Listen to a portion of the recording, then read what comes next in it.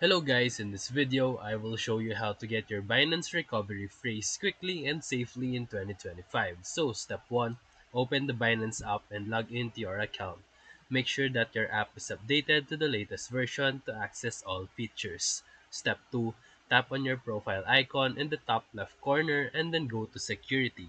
Step 3, scroll down and select wallet security or recovery phrase, depending on your region and Binance settings. Step 4, Binance will ask you to verify your identity using 2FA or your login credentials. Complete the verification and then go to step 5. Step 5, once you are verified, you will see the option to view your 12-word or 24-word recovery phrase. Carefully write it down on a paper.